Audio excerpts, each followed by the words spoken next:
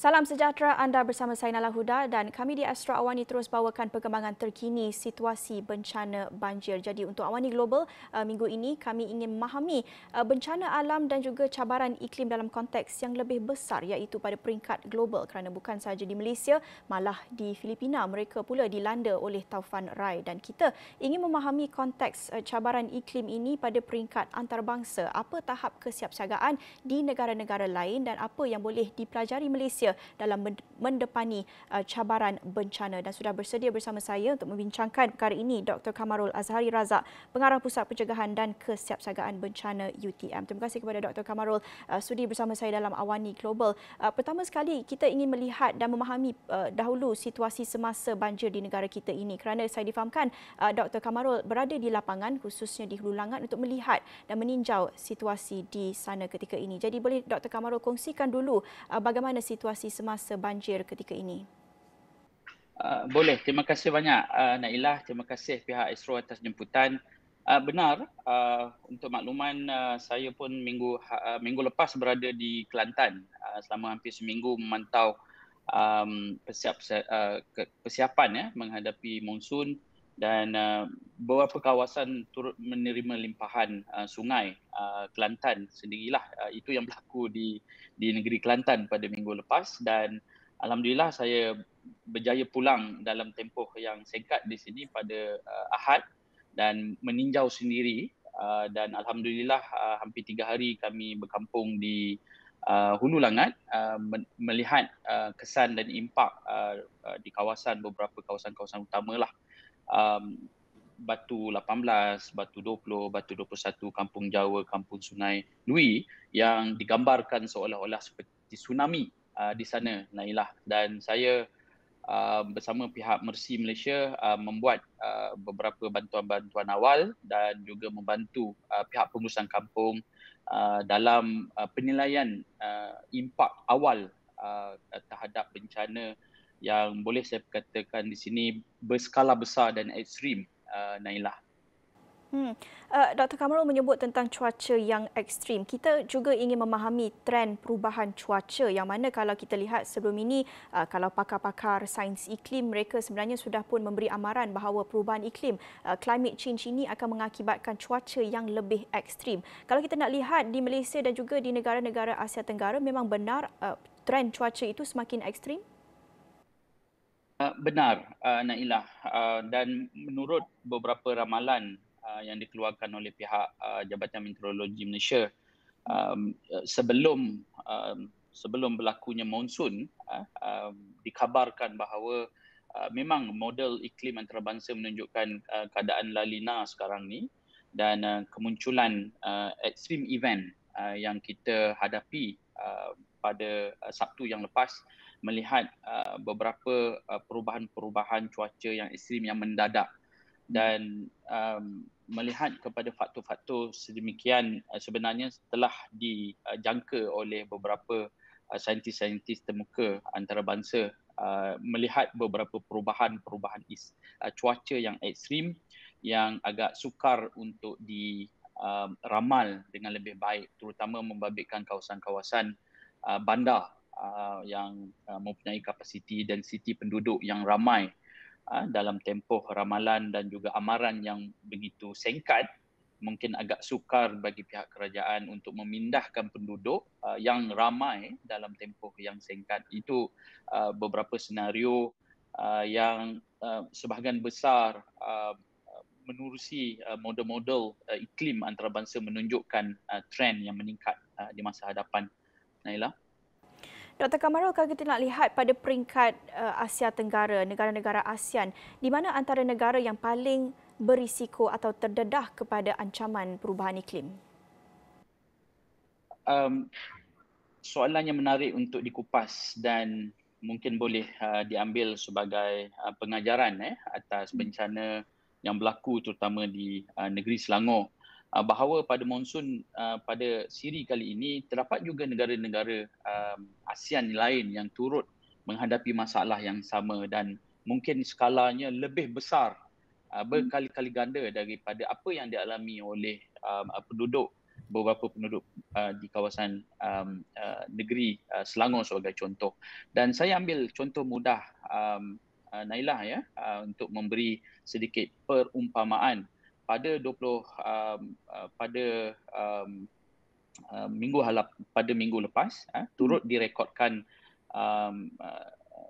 bencana ataupun bahaya Typhoon Rai di Filipina.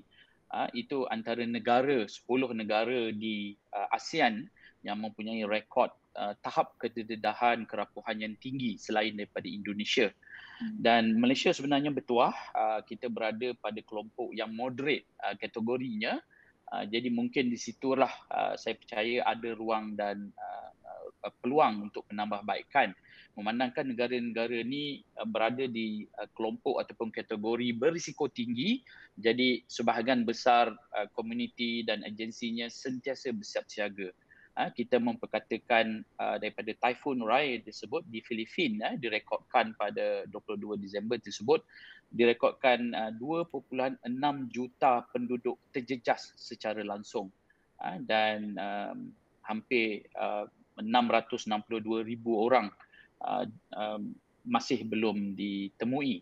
So dalam erti kata kerugian ekonomi merekodkan hampir 11 juta USD. So put it in the context of apa yang berlaku di Malaysia dan dibandingkan dalam konteks negara-negara ASEAN, sebenarnya skalanya masih berada di tahap sederhana. Dan saya juga mengambil kesempatan di sini bahawa kita perlu melihat konteks yang lebih besar. Bagaimana pengurusan bencana di Malaysia sebenarnya berada pada tahap yang baik dalam erti kata menguruskan mangsa bencana dikala kita berbincang di sini, Nailah, direkodkan hampir 60,000 penduduk berada di pusat pemindahan ketika ini. Jadi untuk menguruskan 387 pusat pemindahan membabitkan 7 buah negeri, saya percaya secara keseluruhannya pengurusan risiko bencana di Malaysia masih berada di tahap yang terkawal dan mungkin apa yang berlaku di Selangor adalah suasana yang ataupun situasi yang begitu ekstrim dan mungkin di luar jangka daripada tahap-tahap kesiapsiagaan yang kebiasaannya dialami oleh negeri-negeri tersebut. Itu sedikit Nailah.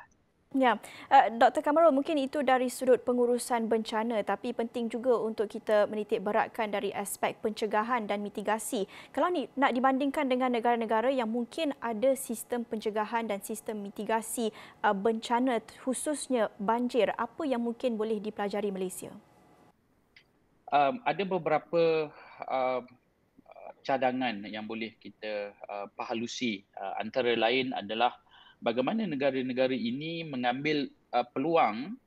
Yang pertama adalah mengukuhkan kerajaan tempatan ataupun pihak berkuasa tempatan.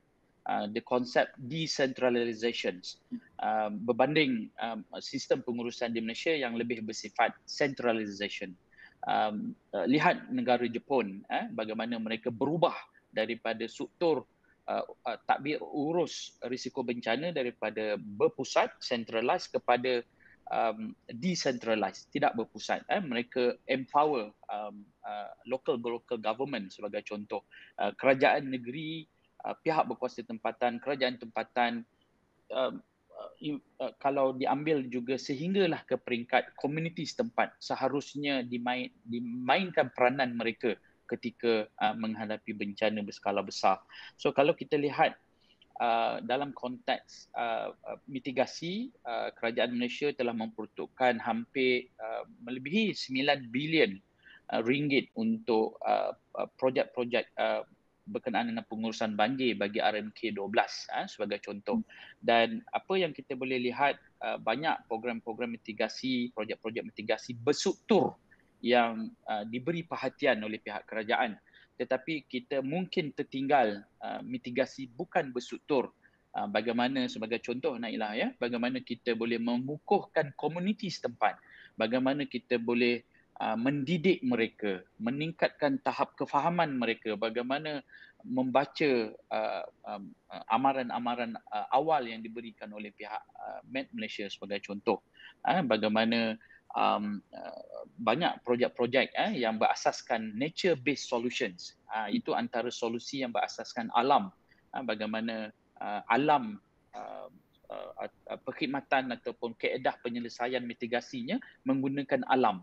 Jadi banyak kita lihat negara-negara seperti Vietnam telah bergerak ke arah sana. Mereka tidak hanya melabur dalam erti kata memberi perhatian khusus hanya kepada mitigasi berstruktur, mendalamkan sungai, melebarkan sungai, menjadikan sungai seperti sungai konkrit sebagai contoh.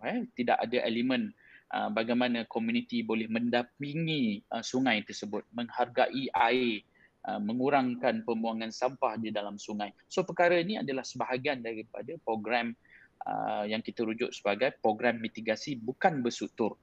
Dan mungkin dalam konteks negeri Selangor, saya percaya inilah ruang kita untuk mempertingkatkan sistem amaran awal yang berasaskan impak, Nailah.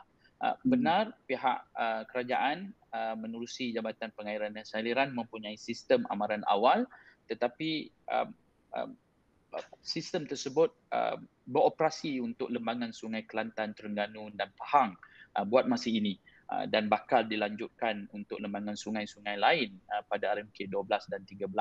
Tetapi inilah ruang dan peluang bagi kita menilai kembali proses pembangunan sistem amaran awal tersebut, bukan hanya semata-mata pada hardware, software, tetapi kepada kemanusiaan sendiri, bagaimana struktur sosioekonomik setempat turut memain peranan dalam meningkatkan tahap kesiapsiagaan menghadapi risiko bencana berskala besar.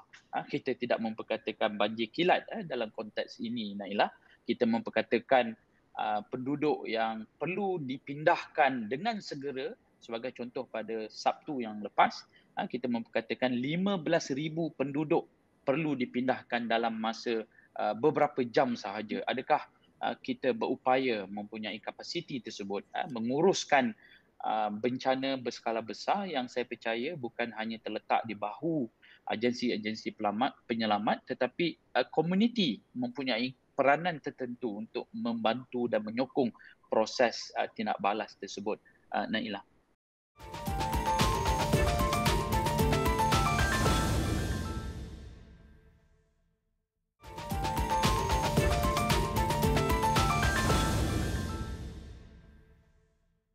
Kita nak bincangkan dari sudut kos, kerana mungkin ada pihak yang melihat kalau penyelesaian yang berbalik kepada alam sekitar atau nature-based solutions ini, mungkin ada yang melihat ia seolah-olah bercanggah dengan konsep pembangunan ekonomi secara pesat. Pandangan doktor, adakah sebenarnya solution ini memerlukan kos yang tinggi atau sebenarnya tidak memerlukan kos yang tinggi dan sebenarnya mudah untuk dilaksanakan? Baik soalan tersebut, Nailah. Saya hampir 5 tahun berada di Belanda untuk pengajian PhD saya, dan apabila pulang daripada Eropah, saya bekerjasama dengan Jepun. Kita melihat model-model negara maju, bagaimana mereka mempertingkatkan saban tahun jumlah peruntukan dana bagi menguruskan risiko bencana. Itu dalam konteks negara maju. Kita bawa kepada negara-negara sedang membangun seperti Indonesia, seperti Vietnam. Baru-baru ini kami berpeluang menjalankan satu program perkongsian di peringkat ASEAN yang dipelopori oleh pihak negara Jepun menerusi platform Japan ASEAN Science, Technology and Innovation Platform. Kita bertukar-tukar pendapat, pandangan, melihat bagaimana pelaburan nature-based solutions di Vietnam berjaya dilaksanakan dengan jumlah kos yang sebegitu rendah nak dibandingkan dengan pelaburan saban tahun menerusi rancangan Malaysia sebagai contoh, memperuntukkan hampir 9 bilion untuk projek-projek tempatan banjir di Malaysia, yang saya percaya boleh diseimbangkan kaedah solusi berbentuk mitigasi berstruktur dengan tidak berstruktur, dengan membabitkan proses reka bentuk dan juga penyelesaian yang berasaskan alam sekitar. Benar, nature based solutions perlu mempunyai komitmen kesungguhan pelbagai pihak, termasuk pihak pembuat dasar, ahli-ahli politik, melihat bagaimana projek-projek ini bersifat mampan, berdaya tahan lebih lama konteksnya. Kalau kita lihat lembangan Sungai Langat sebagai contoh, Nailah, ya, banyak projek-projek bersifat berstruktur yang dijalankan oleh pihak kerajaan. Tetapi inilah ruang bagaimana kita mempelajari model ataupun konsep nature based solutions yang boleh diterapkan. Dan saya juga lihat bahawa ada beberapa inisiatif yang diumumkan oleh pihak kerajaan pada RMK 12 yang lepas untuk menambah peruntukan dalam nature based solutions. Tetapi dengan bencana yang berlaku kali ini adalah satu sesi refleksi bagaimana kita perlu memberikan perhatian penuh, bukan hanya semata-mata perancangan, tetapi perlu dipantau dan dilihat kualiti impak pelaksanaan tersebut setiap tahun. Dan kita menerusi program Nature Based Solutions, ya, Nailah, di Vietnam. Menariknya, mereka memperkukuhkan sistem komunikasi komuniti setempat. Mereka memperkasakan masyarakat setempat, melihat bagaimana masyarakat adalah sebahagian daripada solusi. Itu menariknya dalam Nature Based Solutions. Dia bukan hanya semata-mata mendalamkan sungai, melebarkan sungai dan membuat projek-projek tebatan banjir, tetapi melibatkan masyarakat. Mereka mempunyai tahap tanggungjawab bersama. Mereka kepunyaan bersama sungai itu. Mereka harus menjaga bersama. Jadi inilah hasrat saya melihat bahawa setiap kali kejadian bencana besar, krisis terutamanya, adalah ruang untuk kita memperbarui hasrat kita dalam merangka program-program yang lebih bersifat berdaya tahan. Dan tidak lupa juga adalah kapasiti pihak berkuasa tempatan dalam menguruskan bencana berskala besar yang berlaku dalam tempoh yang singkat, Nailah. Doktor ada menyentuh tentang komunikasi, bagaimana pentingnya untuk mendidik masyarakat membaca dan memahami sistem amaran cuaca yang sebenarnya sedia ada, tetapi persoalannya adakah maklumat dan informasi mengenai dengan amaran cuaca ini sebenarnya sampai kepada mereka yang paling terkesan, kepada mereka yang perlu tahu mengenai amaran ini, dan bagaimana untuk mungkin kita mudahkan sedikit maklumat sedia ada itu supaya orang ramai lebih mudah faham dan lebih cakna mengenai amaran cuaca. Baik, terima kasih Dailah. Saya percaya inilah soalan yang baik untuk kita bincangkan dan kupas, dalam erti kata melihat jumlah mangsa yang terlibat dan mereka yang mungkin masih lagi trauma dengan hanya sedikit sahaja hujan, mereka masih lagi beranggapan bahawa akan banjir besar akan berlaku. So di sinilah peranan data, informasi dan juga maklumat yang benar. Saya percaya pihak media, pihak ahli akademik boleh turut membantu dalam proses mendidik masyarakat. Berbalik kepada soalan yang pertama, Nailah, tentang beberapa maklumat-maklumat awal, informasi tentang ramalan dan amaran. Jadi dua benda yang berbeza, ramalan, forecasting, dan juga amaran, warning di situ. So yang kita lihat adalah early warning, sistem amaran awal. Jadi bagaimana sebenarnya maklumat risiko ni perlu diurus dengan baik. Kita memperkatakan maklumat risiko yang harus disalurkan pada pukul 2 pagi, Nailah. Kita memperkatakan nyawa penduduk bagi satu-satu taman yang perlu dibantu dan diselamatkan. So bagaimana proses, kalau kita mengimbau kembali apa yang berlaku pada Sabtu yang lepas, ramalan-ramalan telah diberikan oleh pihak berwajib, terutama pihak Met Malaysia, dan disalurkan menerusi pelbagai platform yang telah termaktub di bawah arahan MKN 20 menerusi Jawatankuasa Pengurusan Bencana peringkat pusat, peringkat negeri dan daerah. Dan di sini saya percaya adalah peranan bagaimana masyarakat menerima maklumat tersebut, bagaimana mereka membuat interpretasi. Dan kita pun dengar beberapa laporan-laporan pihak media melihat ada sebahagian daripada komuniti yang tidak ingin berpindah, Nailah. Hanya dengan melihat hujan, mereka berkata ini adalah suasana biasa ketika monsun. Dan apabila air telah naik ke peringkat buku lali, mereka masih lagi enggan berpindah. Dan apabila telah sampai ke paras pinggang, ke paras dada, mereka baru sedar inilah banjir. Dan mereka terus memohon bantuan dan berharap mereka akan diselamatkan dalam masa yang singkat. Sebenarnya apa yang berlaku di Hulu Langat berdasarkan kepada pengamatan saya semalam berjumpa dengan beberapa local champion yang berada di lapangan sebelum berlaku banjir lumpur di Hulu Langat, termasuklah di kawasan Nanding, bahawa di sebelah petang mereka telah memberi amaran tersebut. Maknanya penduduk di kawasan upstream telah membuat live FB, Naila, memaklumkan bahawa kenaikan air telah berlaku di kawasan atas, di kawasan hulu. Jadi mereka telah menyalurkan maklumat tersebut agar persiapsiagaan boleh berlaku, boleh dibuat lebih awal, 2 jam, 3 jam sebelum kehadiran banjir lumpur tersebut. Tetapi kita lihat itulah peluang ataupun ruang bagaimana kita boleh memperkemaskan risiko komunikasi di peringkat lokal. Bukan lagi di peringkat pusat nasional yang di mana telah mempunyai sistem yang baik membuat ramalan 7 hari sebelum berlaku banjir. Tetapi apabila maklumat amaran tersebut disampaikan dan penerimaan penduduk dan apakah bentuk tindakan awal yang mereka perlu buat 2 jam sebelum, 20 minit sebelum kenaikan paras air sungai yang mendadak sebagai contoh. Jadi perkara-perkara ini yang perlu dipahalusi bersama dan saya percaya inilah ruang kepada semua pihak untuk sama-sama mainkan dan erti kata proses mendidik ini harus diteruskan dan apa yang berlaku ini adalah sebenarnya adalah satu proses pembelajaran dan saya percaya dengan perubahan iklim yang ekstrim di masa hadapan menerusi beberapa kajian-kajian saya skala bencana yang berskala besar ini boleh berlaku di masa hadapan, Naila.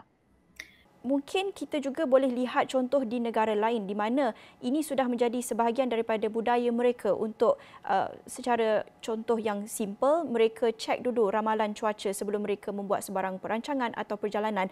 Saya lihat rata-rata ini tidak lagi menjadi sebahagian daripada budaya masyarakat kita. Pandangan doktor, apa pentingnya pendidikan masyarakat pada peringkat yang mikro, yang lokal ini? Amat penting, Naila. Amat penting dan saya percaya itulah pengajaran yang paling bernilai kali ini. Kita melihat banyak pelaburan kerajaan dalam meningkatkan tahap ramalan, membeli sistem-sistem amaran yang advance, maju.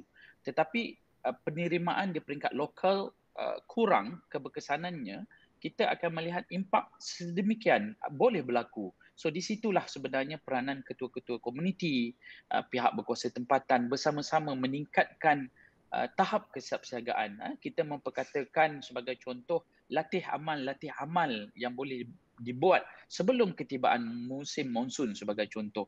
Mungkin dengan adanya sistem-sistem sirens, adakah bunyi sirens tu penduduk mempunyai pengalaman mendengarnya dan membuat tindakan awal. Sebenarnya banyak tindakan-tindakan yang boleh kita senaraikan di peringkat keluarga, Nailah. Dan saya merujuk kepada contoh Nailah memberi tadi, sebelum kita membuat perjalanan, kita harus menyemak dahulu keadaan semasa ramalan cuaca. Itu satu yang nampak mudah, tapi kita lihat apa yang berlaku pada Sabtu yang lepas, begitu ramai mereka yang terkandas di jalan raya. Mereka difahamkan ada yang tidak membawa air, ada yang tidak membawa bekalan makanan, ada yang bersama dengan bayi dalam kenderaan dan sebagainya. Di sinilah sebenarnya satu sudut yang di mana di negara Jepun mencadangkan ataupun mempromosikan hampir 100 tahun konsep self-helps, mutual helps and public helps. Maknanya bantuan kendiri. Kita harus membantu diri kita, harus membantu ahli keluarga kita dan mutual di peringkat komuniti. Kita harus tahu jiran-jiran kita, sahabat-sahabat kita di kawasan taman terbabit. Dan di sinilah peranan bukan hanya semata-mata bantuan kerajaan, public health di situ. So public health akan datang hadir membantu, tetapi ada bantuan awal yang boleh disalurkan oleh pihak komuniti setempat, dan itu mereka yang terjejas, Nailah. Kita lihat juga banyak usaha-usaha oleh pihak NGO yang datang membantu. So mereka ni pun perlu dididik bagaimana dalam proses penyelamatan harus menjaga keselamatan diri, dan proses penyaluran bantuan juga perlu dibuat secara bersistematik, bukan hanya semata-mata berada di kawasan bencana dan ingin membantu tetapi kemudiannya dibantu semula. Banyak kes-kes kita lihat di lapangan, Nailah, dan saya percaya pihak sukarelawan banyak membantu pihak kerajaan kali ini, dan proses pengukuhan ataupun pemerkasaan NGO-NGO ini harus diteruskan di masa hadapan agar mereka menjadi satu bentuk bantuan sampingan ataupun bantuan tambahan dikala perlu dalam konteks bencana berskala besar, Nailah. Mungkin di sini pada asasnya kita perlu berbalik semula kepada nilai empati pada setiap lapisan, iaitu pada peringkat individu, kemudian keluarga, masyarakat dan akhirnya pada peringkat institusi. Terima kasih kepada Dr. Kamarul Azhari Razak, Pengarah Pusat Pencegahan dan Kesiapsiagaan Bencana UTM, sedikit sebanyak kongsikan pandangan pengajaran yang boleh diambil dari negara-negara lain dalam kesiapsiagaan berdepan dengan bencana. Itu sahaja masa kita dalam Awani Global untuk kali ini. Kita jumpa lagi. Saya Nala Huda. Salam hormat.